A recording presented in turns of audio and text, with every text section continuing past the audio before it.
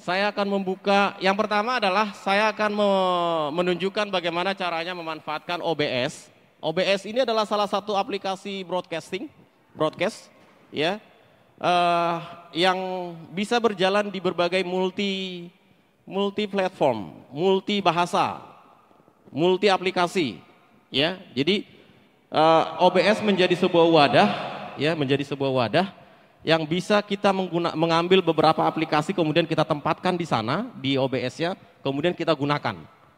Itulah salah satu fungsi daripada software OBS, Broadcast Software, freeware. Ini freeware, artinya gratis. Kita tidak perlu takut kena undang-undang ITE atau undang-undang hak cipta. Jadi ini gratis sehingga siapapun bisa menggunakan. Enaknya di situ, ya. Kemudian ada kemampuan yang lain, kalau biasanya ada aplikasi yang hanya mampu untuk melakukan recording, tapi aplikasi ini bisa melakukan live streaming. Ya, jadi cukup kompetitif lah, cukup bagus lah untuk digunakan, gitu ya. Oke, jadi yang pertama adalah saya akan mempertontonkan bagaimana caranya melakukan live streaming. Karena biasanya untuk kebutuhan saat ini di gereja dengan situasi atau kondisi pandemik COVID-19 banyak aturan-aturan yang harus diikuti oleh gereja dalam konteks melakukan ibadah. Itu ya. Dan saya kira kita semua sudah mengalaminya. Kalau dulu sebelum perangkat kita cukup memadai, di gereja kita dulu di Mustika Jaya saya hanya menggunakan live streaming by phone. By Facebook, by Facebook, dan itu sangat terbatas karena memang live streamingnya hanya sekedar untuk menampilkan atau mengambil video saja tanpa bisa kita tambahkan fitur-fitur lain karena keterbatasan tadi, bukan seperti OBS, ya. Sebenarnya bisa, cuma lebih lebih kompleks lah, ya, lebih kompleks. Oke, baik.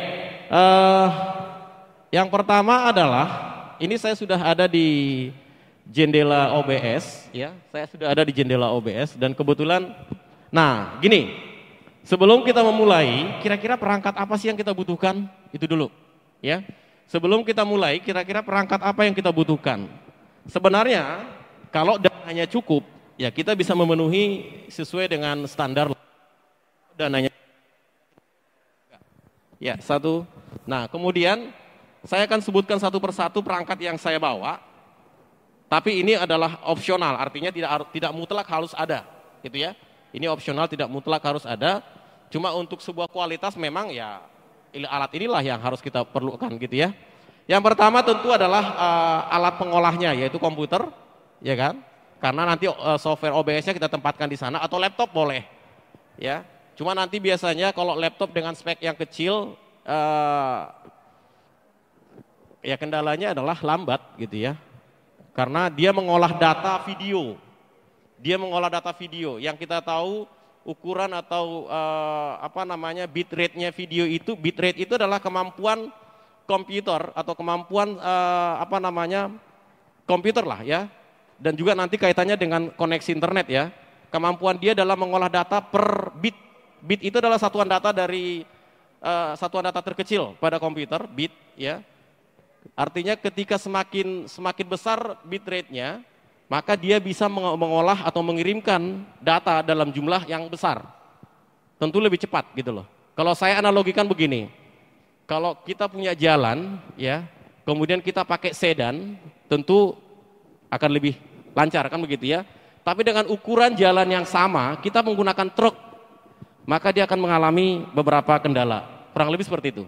Jadi artinya ukuran jalan dengan mobil yang melewati jalan tersebut tentu harus disesuaikan. Itu perlu. Ya filosofinya seperti itu. Mungkin orang-orang yang bukan IT tidak paham sampai di situ. Ya tapi itu perlu diketahui di awal supaya apa? Streamingnya tidak buffer, tidak delay. Ya, itu yang menyebabkan itu. Jadi kadang-kadang tidak paham di bitrate yang dibuat dengan kemampuan koneksi internet yang dimiliki. Jadi tidak ada kesesuaian, tidak ada keseimbangan. Ya. Oke, yang pertama saya langsung ke perangkat yang dibutuhkan, tentu PC. Kalau laptop sudah lengkap dengan webcamnya, artinya sudah ada video capture-nya. Kalau di sini saya pakai kamera karena memang komputer ini tidak punya.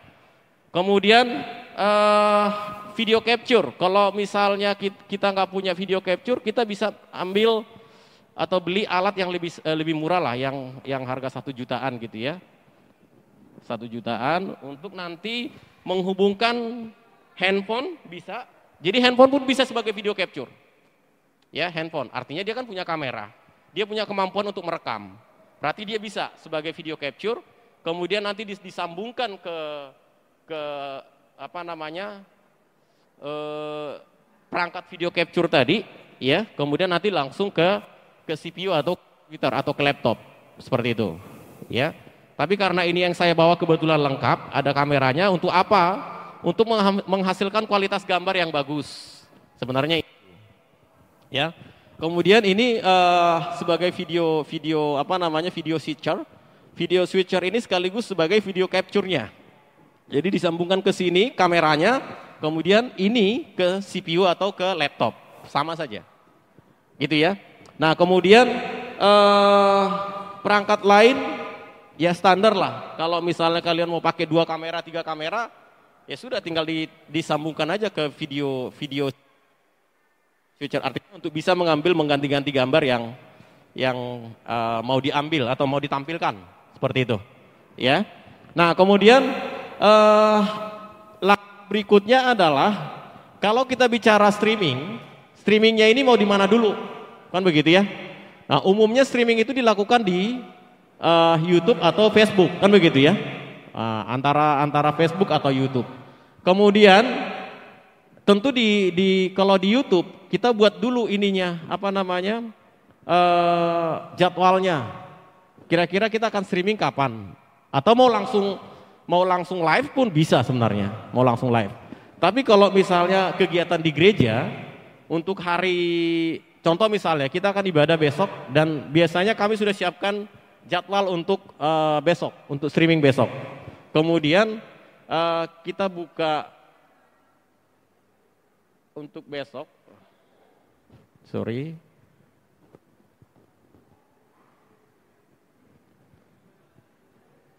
Jadi lebih ke apa namanya, yang simpel aja dulu ya, yang simpel aja.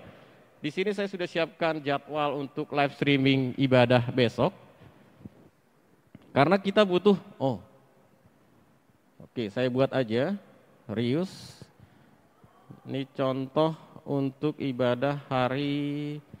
Nah, ini kan judul ya, pembuatan judul streamingnya 29. Kemudian thumbnailnya silakan diganti. Artinya thumbnail ini adalah halaman depannya, covernya, ya, covernya. Misalnya ibadah raya atau apalah gitu ya. Jadi orang melihat pertama sekali adalah itu. Yang dilihat orang pertama sekali adalah covernya itu.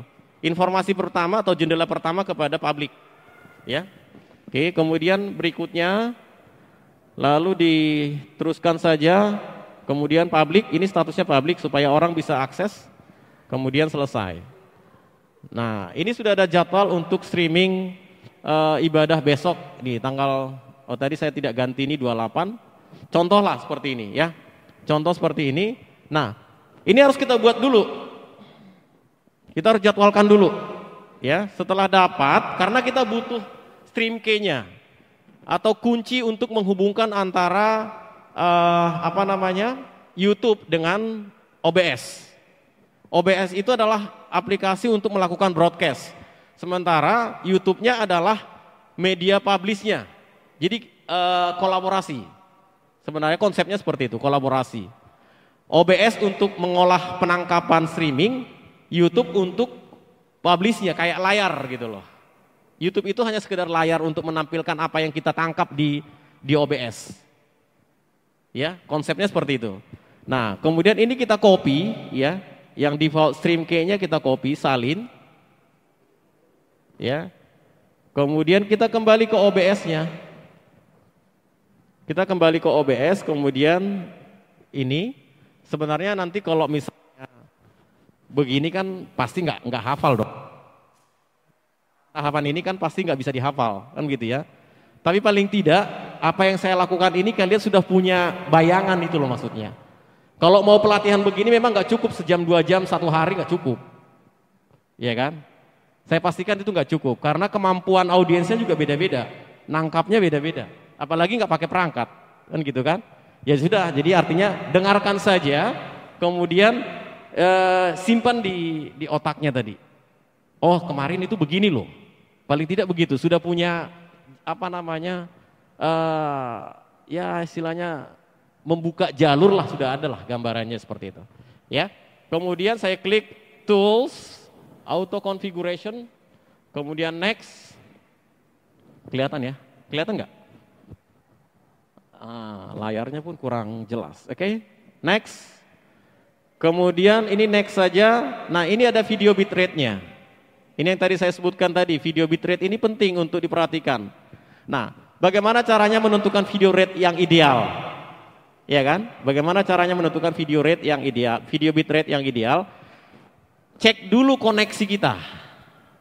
Koneksi internetnya cek dulu, kira-kira dapat berapa uploadnya, dapat berapa downloadnya. Kalau misalnya koneksi kita di bawah 4 Mbps, idealnya paling 1500. Itu ininya, idealnya. Bitrate-nya idealnya 1500 kalau kita hanya dapat koneksi, uploadnya itu hanya 4 Mbps ke bawah. Kalau kita paksakan di atas, dia akan buffering, muter-muter nanti. Gitu loh. Jadi itu mungkin kebanyakan, banyak orang live streaming, seperti Facebook, itu kan live streaming klik aja tuh, pencet aja, kemudian udah tampil. Tanpa ada pengaturan apa-apa, yang terjadi yaitu buffer muter-muter, karena tidak diatur sebelumnya. Dan Facebook tidak menyediakan itu memang pengaturan itu. Ini karena kita menggunakan aplikasi broadcast, aplikasi untuk siaran langsung. Facebook itu bukan aplikasi siaran langsung, gitu loh. Jadi memang beda. Kalau Facebook itu dulu diciptakan hanya untuk sekedar menampilkan message aja kok, kan gitu kan. Belakangan aja dia mulai memutar video, kan begitu kan? Itu. Jadi kita harus perhatikan sampai ke sana. Nah, ini tadi saya sudah cek di koneksi kita ada di angka 26 ya tadi ya, 26 upload maupun download. Jadi cukup bagus. Jadi kalaupun saya main di video bitrate-nya 2500 masih sangat aman. Artinya pada saat nanti streaming, delay-nya pun sangat kecil, delay-nya. Buffering-nya nggak terjadi, gitu loh. Ya. Jadi ada dua konsekuensi daripada kita tidak memperhatikan bitrate, ya. Yang pertama adalah delay-nya. Kemudian yang kedua adalah buffering-nya. Kalau sampai dua-duanya ini tidak kita atur, ya udah. Streaming kita nanti ya mungkin ditinggal oleh audiensnya, kan begitu ya, konsekuensinya begitu. Oke, kemudian setelah di sini stream key yang tadi, yang kita copy yang tadi ini, stream key, oke ini dia, ini kita copy, salin, ya salin, kemudian kita tempelkan di sini, kemudian next. Oke, dia akan melakukan konfigurasi.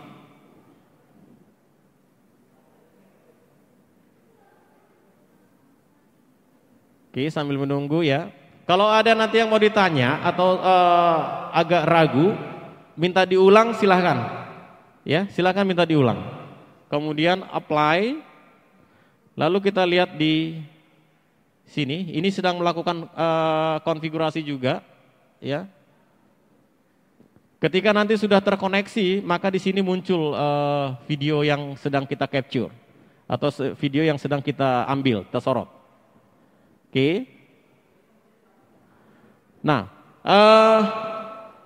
sesederhana itu, ya. Kalau sudah nyambung, kalau sudah terkoneksi, maka kita kembali ke OBS-nya. OBS-nya di sini ada menu-menu yang kita manfaatkan. Yang pertama adalah start streaming. Ini tinggal kita klik saja. Kemudian, oke, ini karena tidak konfigurasinya tidak berhasil. Kemudian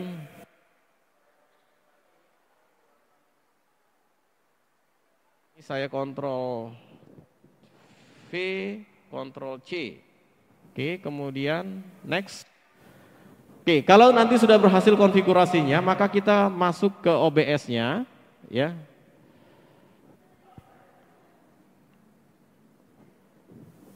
Oke, kita tunggu sebentar. Kita lihat progres presentasenya. Oke, apply. Kemudian kita masuk ke, ini sudah masuk ya. Ini sudah muncul. Ya, kemudian kita masuk ke ini, ke apa namanya? Ke YouTube. Ya, lalu kita klik, oh ini belum selesai, dia masih konfigurasi.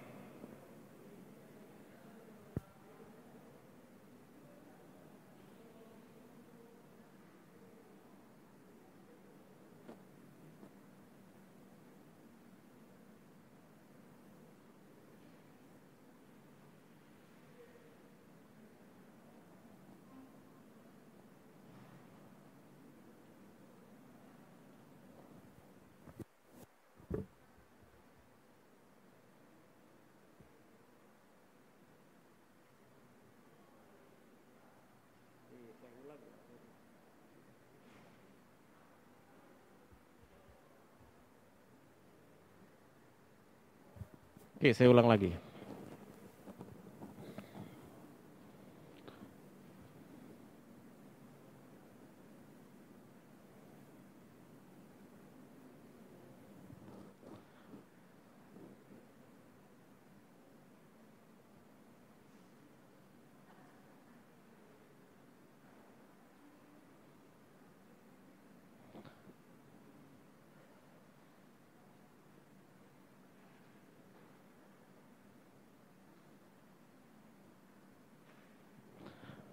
Oke, kemudian setelah berhasil, ini nggak tahu kendalanya di koneksi atau di mana nih. Kayaknya sih nggak. Koneksi sangat bagus. Di sini ada indikator koneksi sangat bagus.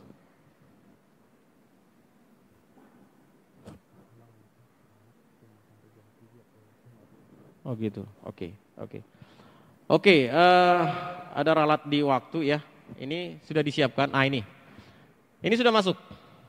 Ya, ini sudah masuk, artinya apa yang saya capture di sini sekarang sudah muncul di sana. Kalau saya balik begini, contoh ya, maka dia akan mengambil gambar sesuai dengan tangkapan kamera. Lalu kita tinggal, ini sudah saya klik tadi live streaming, ya. Kemudian kita lihat di YouTube-nya, ini dia hasilnya. Kalau misalnya nanti kalian, misalnya sekarang dilihat di channel Sukacita Channel, maka sudah muncul ini, gitu ya. Tuh, itu yang pertama. Yang kedua yang perlu adalah, saya percepat saja. Yang kedua di sini ada start recording, ya. Start itu tadi untuk live streaming. Sekarang untuk merekam video, untuk nanti kita jadikan sebagai bahan untuk kita edit, ya. Nah, yang kedua adalah ini ada menu start recording. Nah, ini bisa kita rekam. Artinya aktivitas kita saat ini sudah di posisi terekam, ya, dan nanti hasilnya menjadi sebuah video. Oke, nah contohnya begini, saya langsung ke contoh yang sudah jadi, ya, contoh yang sudah jadi. Ini, jadi kami dalam membuat renungan harian, ya, dalam membuat renungan harian, caranya adalah ini saya buat baru saja supaya dari nol, gitu ya. Nah, ini adalah jendelanya Filmora. Jadi sekarang saya masuk ke Filmora karena tadi sudah proses live streamingnya sudah selesai. Kemudian recordingnya juga sudah dalam proses rekam, ya. Ini kalau sudah selesai live streamingnya ya tinggal diklik lagi aja ininya nih, stop live streaming, kemudian stop recording. Kalau mau lihat hasilnya di sini ada. Yang hari ini. Kalau saya play ini hari ini. Ini hasil video tadi yang saya rekam beberapa menit, ya. Ini di dalam bentuk video, nih. Oke. Jadi ini sudah bisa kita ambil untuk kita edit di dalam Filmora. Gitu ya. Ini sudah bisa kita jadikan sebagai bahan untuk kita edit di dalam Filmora. Nah, saya masuk lagi ke video editing. Artinya untuk OBS-nya saya kira sudah cukup. Yang penting adalah tadi bagaimana kita bisa melakukan live streaming.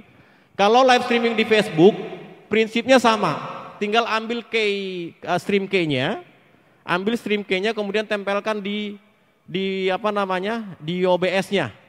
Jadi prinsipnya adalah Facebook menjadi output. OBS tetap yang mengolah.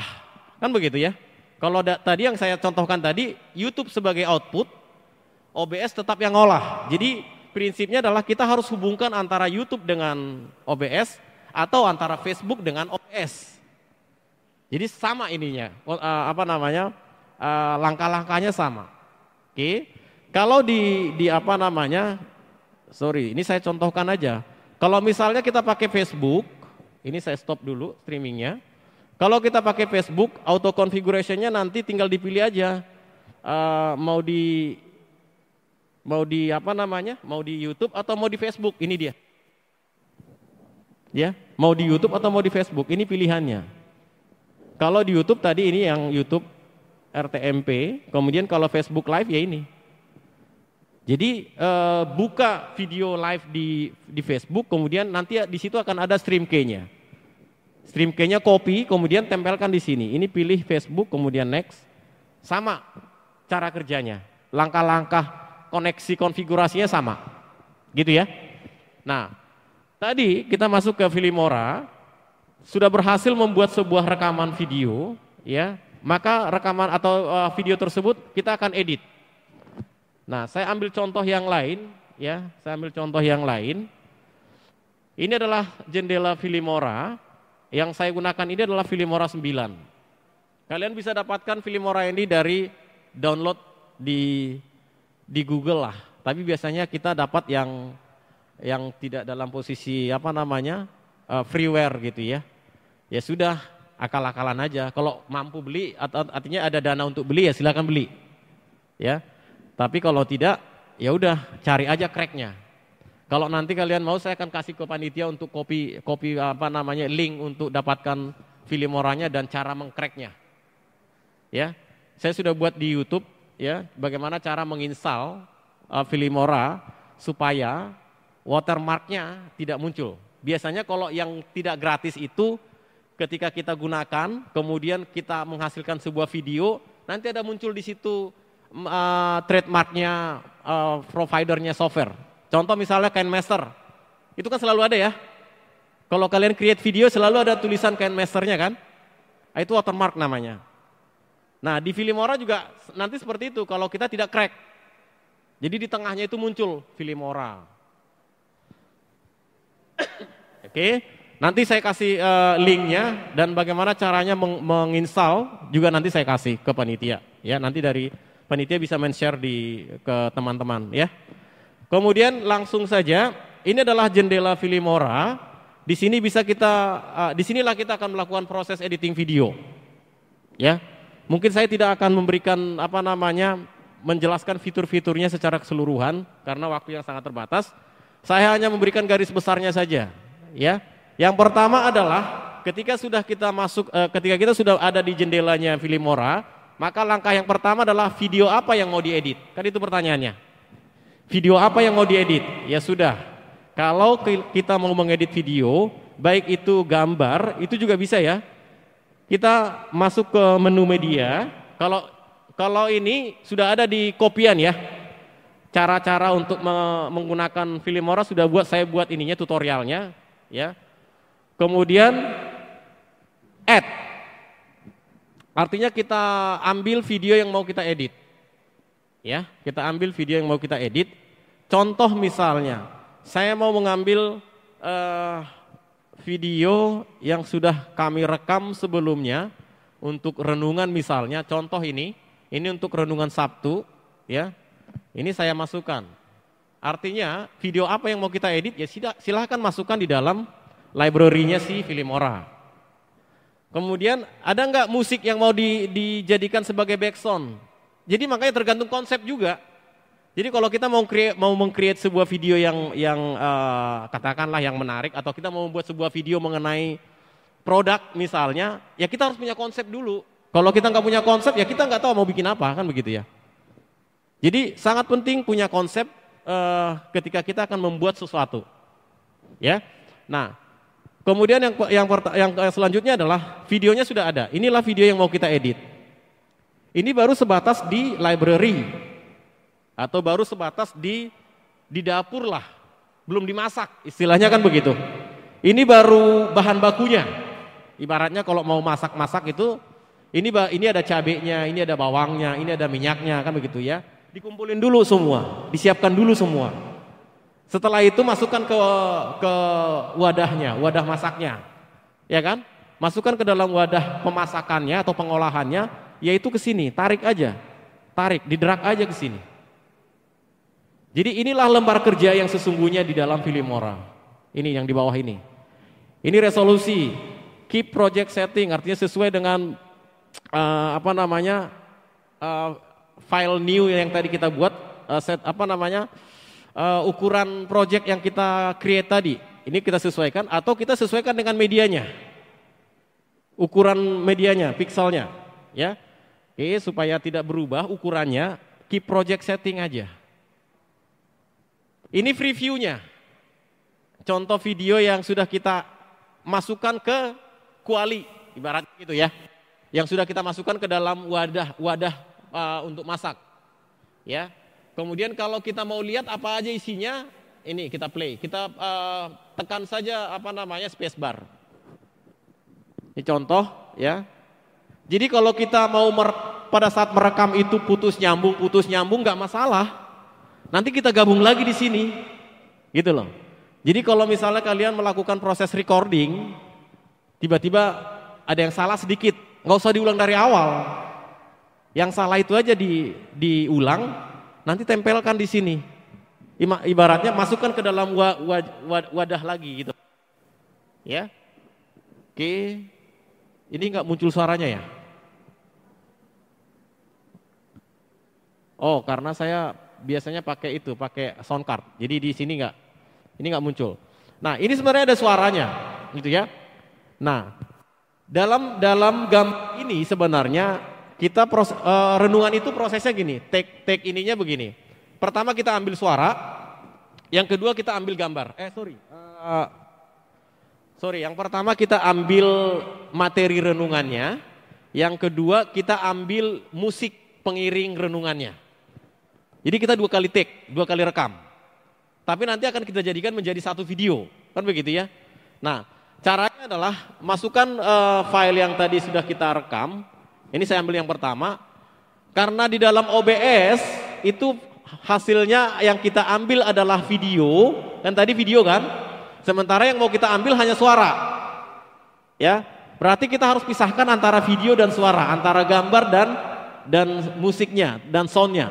Caranya adalah diklik kanan videonya di lembar di dapurnya, ya, klik kanan. Di sini ada di text audio. Di text audio ini adalah untuk memisahkan antara gambar dan suara. Klik. Nah, ini sudah jadi 2. Jadi contoh, kalau misalnya kita punya gambar-gambar, kan begitu ya. Kita punya kumpulan gambar-gambar, kemudian kita mau tambahkan suara atau lagu, kan begitu ya. Jadi kita ambil dari tempat lain lagunya saja. Dari tempat lain gambarnya saja, kemudian kita gabung di sini. Kurang lebih seperti itu ininya, konsepnya, ya. Nah, kemudian karena ini sudah kita tidak butuhkan lagi, gambar ini kita nggak butuh, karena memang awalnya kita hanya membutuhkan suara saja.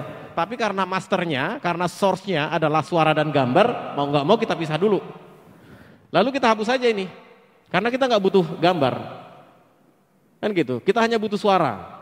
Nah, di sini di lembar kerjanya atau timeline, kalau saya mengistilahkan ini timelinenya atau worksheetnya, di sini ada beberapa jenis penambahan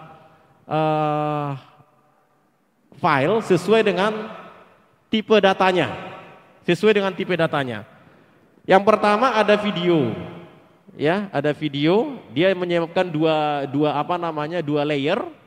Kemudian di sini ada suara. Jadi kalau kalian pernah melihat core gitu ya. Core banyak gambar-gambarnya, misalnya ada 20 peserta core-nya. ada 20 orang gambar kecil-kecilnya, kemudian nanti ada lagunya seolah-olah mereka core virtual ya. Nah, sebenarnya dibuat dengan konsep begini. Jadi setiap peserta diminta untuk membuat video dengan mengikuti lagu yang sudah ada, nyanyi gitu ya, direkam. Kemudian satu jadi. Yang kedua, nyanyi lagi dia, suara 1, suara 2, suara 3, sampai dengan bass 2 misalnya. Masing-masing direkam kemudian dikumpulkan menjadi sebuah video collage. Ya, collage ya istilahnya ya. Video collage, tapi sebenarnya itu dikonsep dengan menggunakan ini. Karena di sini kita bisa tambah layer-layernya gitu loh. Ya, misalnya saya ambil video yang lain.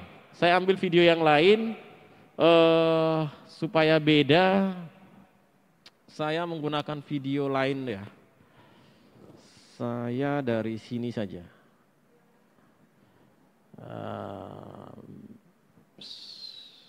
Download. Oke. Download. Ini contoh misalnya. Supaya beda aja. Ini saya tinggal tempel aja ke sini.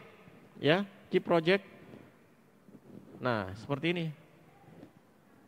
Ya. Nah ini kan jadi layer dalam layer gitu loh, overlayer, dia bisa beberapa layer. Nah ini bisa kita kecilin.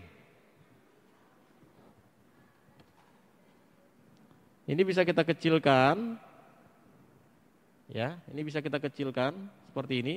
Kemudian kalau ada video lain, ini saya add lagi misalnya, nggak masalah, ya. Kemudian ini saya kecilkan lagi. Ya, sini. Terus ada lagi video yang lain, kita kecilkan lagi.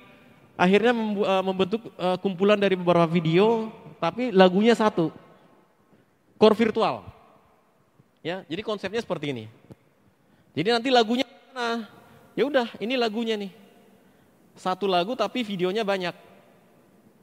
Kalau kita jalankan begini. Masing-masing aktif videonya. Kan begitu ya? Jadi kalau ada suara tenor 1, tenor 2, bass 1, bass 2 gitu ya. Ya sudah mereka sama-sama menyanyikan lagu yang sama gitu ya. Jadi seperti seolah-olah mereka core, direkam barengan gitu ya, padahal enggak sebenarnya. Itu karena diedit di sini. Gitu. Ya. Oke. Kemudian kalau kita mau tambahkan beberapa misalnya transisi gitu ya. Transisi itu untuk membuat tampilan perpindahan atau pergantian antara satu video dengan video yang lain supaya lebih menarik. Jadi tidak kaget gitu loh, lompat gantinya nggak seperti tek langsung gitu. Jadi misalnya ada transisi yang bisa muter-muter atau bisa smooth dia fade dari sedikit lama-lama hilang gitu ya.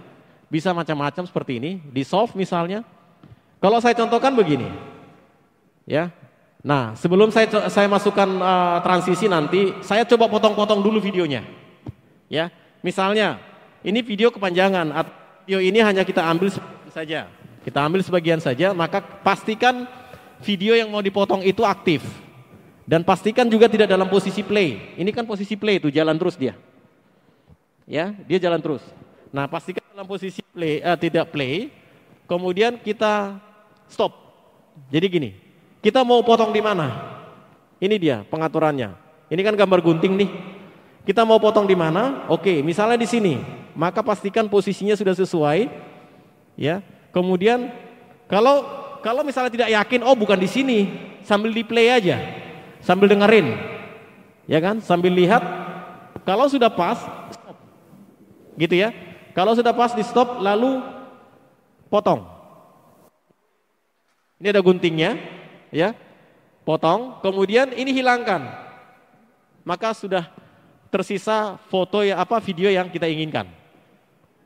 Oke, kemudian kita mau gabung menjadi satu timeline, boleh, satu layer boleh, geser aja ke sini. Ya, ini saya drag, jadi drag, bawa ke sini. Kemudian ini juga mau kita potong kepanjangan. Sudah pastikan aja posisi yang mau dipotong di mana, ya, stop, kemudian gunting. Hilangkan, selesai. Artinya dari dua video tadi kita sudah punya satu video yang mau kita create gitu ya. Nah, transisi tadi fungsinya di sini. Ini kan gambar video satu dengan video kedua kan ada pergantian. Nah, gitu ya. Ada pergantian. Nah, supaya pergantiannya smooth, halus, atau ada kreasinya, maka gunakanlah fungsi transisi. Itu maksudnya. Fungsi transisi itu adalah untuk membuat perpindahan antara satu gambar atau satu video dengan video yang lain lebih menarik, ya, lebih smooth, ya. Caranya adalah ambil jenis transisi yang kita inginkan. Misalnya saya buat yang ini, ya, saya buat yang ini. Kemudian tempelkan di antara pergantian video ini. Di sini. Ini kan patahannya di sini. Oke, kemudian drag, lalu kita tes. Kita lihat. Nah, itu ya. Ini karena saya buat dalam video yang kecil-kecil tadi. Ini saya kembalikan dulu. Saya kembalikan, kemudian ini juga saya kembalikan ini ke sini. Oke, kalau kita lihat perubahannya seperti ini. Jadi transisinya tidak perlu kita ubah, hanya posisi videonya kita rubah. Seperti itu. Nah, jadi membuat transisinya itu menjadi lebih menarik. Tujuannya itu. Kalau yang lain-lain ya silahkan aja dicoba-coba ini satu-satu. Bisa, diganti-ganti bisa. Ini mau saya ganti dengan ini bisa.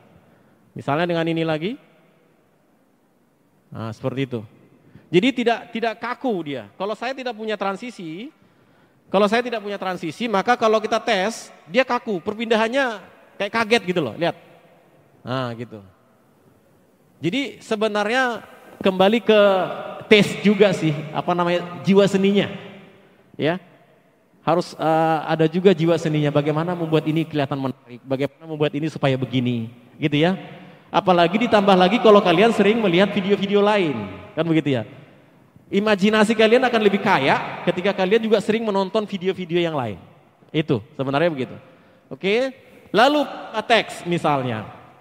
Contoh yang saya ambil di sini, yang sudah jadi saja, ya, supaya ini renungan misal. No. Automatically ya no. Ya. Oke. Nah, ini misalnya, ini contoh yang sudah jadi, ya, untuk sebuah proses create renungan harian di gereja kita. Kalau saya play, kita lihat dulu hasilnya seperti apa ini terjadi. Hasilnya kita lihat dulu. Nah, ini ada insertion text-nya, ya. Kemudian ada transisi di situ, sudah menggunakan transisi, ya. Artinya pemilihan gambar pun ya sesuai dengan konsep pesan yang mau disampaikan. Berdua pembacaan firman, hanya perbacaan firman karena nggak ada suaranya jadi nggak muncul. Insertion text lagi, ya, dan seterusnya, ya, semua menggunakan beberapa. Akhirnya menjadi sebuah video nanti. Kalau kalian nanti bisa lihat hasilnya di YouTube Sukacita Channel, maka itu adalah hasil mixing atau editing melalui ini. Ini adalah dapurnya lah istilahnya gitu. Ya. Nah, bagaimana cara menambahkan teks? Ini ada title, ya. Di sini ada beberapa openers. Openers itu adalah semacam welcome screen, pembuka. Jadi pada saat kita akan mau membuat sebuah video, nanti di depannya itu kita mau membuat kata-kata apa. Ini openers. Kemudian title, judul daripada sebuah video. Artinya kalau kita pilih ini, ada beberapa contoh yang bisa kita ambil, template. Ya, template. Kalau kita mau lihat contoh template untuk yang ini seperti apa sih, double klik aja. Nih, ya, double klik. Ini contohnya kayak seperti ini gitu ya.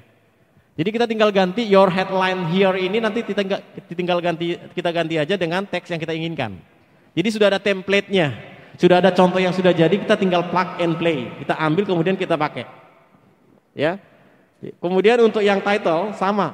Kita mau pakai title atau judul video itu pakai model yang mana? Misalnya seperti ini. Seperti itu.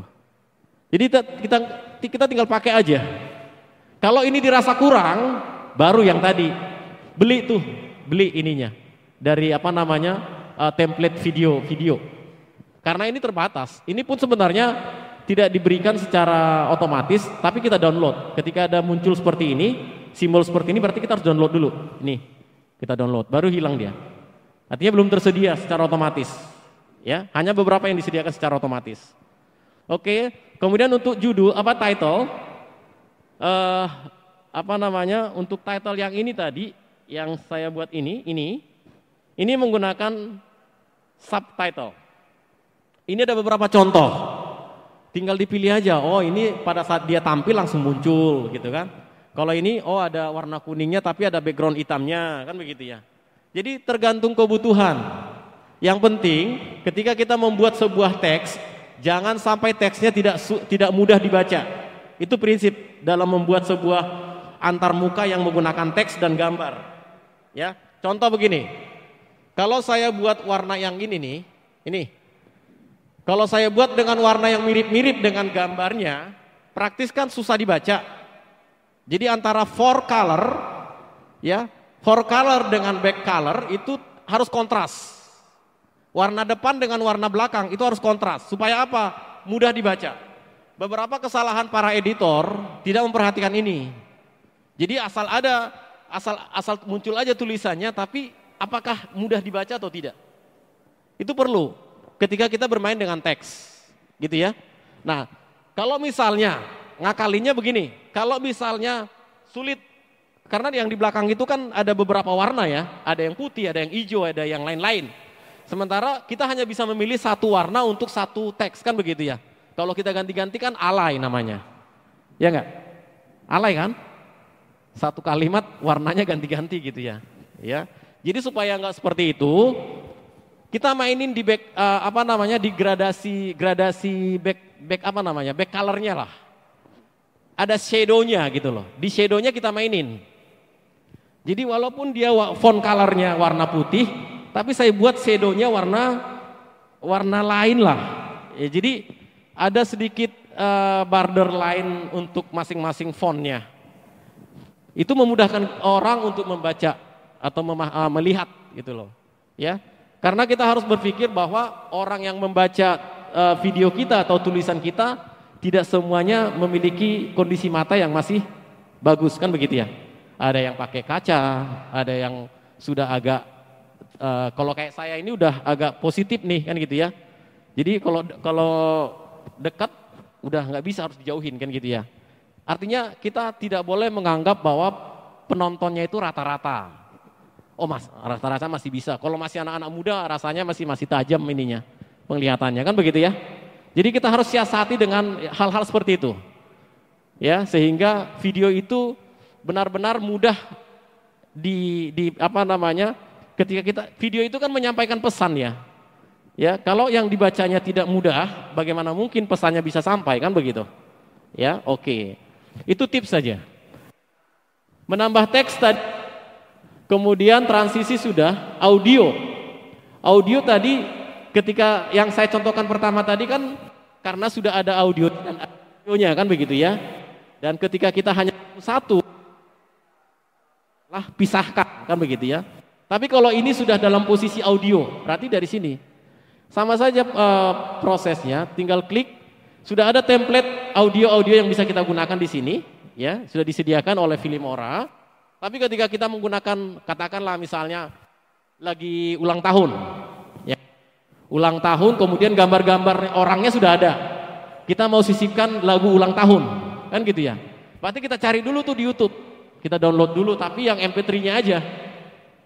Ya, kalaupun video boleh, kalau misalnya kalian tidak ketemu MP3-nya, MP4-nya aja nggak apa-apa, nanti pisahin, kan begitu. Gitu loh. Oh, nggak ada yang MP3-nya, nggak bisa dong. Bisa, jadi tetap aja download mau MP3 mau MP4 gitu ya. Nanti MP4 kita hanya butuh gambar, ya udah pisahin lagi dengan cara di tag lagi. Ketemu itu MP3-nya. Gitu loh. Atau kalau kalian YouTuber gitu ya. YouTuber itu kalau kita ambil video orang kan takut kena klaim, kan gitu ya. Kita mau ngambil suaranya aja deh, nanti videonya kita ganti, kan gitu ya. Mudah-mudahan sih nggak kena klaim, kan gitu ya. Ya udah caranya gitu. Ambil download videonya, video aslinya, ambil gambar-gambar kalian punya atau mau ganti dengan pemandangan apapun misalnya, tapi backsoundnya adalah lagunya dia. Bisa seperti itu. Gitu loh. Jadi ngakalinnya begitu. Kalau tidak ada yang MP3-nya. Oke? Nah, Kemudian prosesnya sama, tinggal di add ya. Di sini ada add nih, ya add MP3-nya di mana misalnya. Oke, saya nggak punya nih, ya. Saya nggak punya MP3, tapi prosesnya sama ya. Proses untuk menambahkannya sama. Nanti munculnya di sini. Lalu tinggal kita drag lagi ke bawah ke sini. Tinggal kita atur posisinya. Oke, contoh yang seperti itu berarti ini.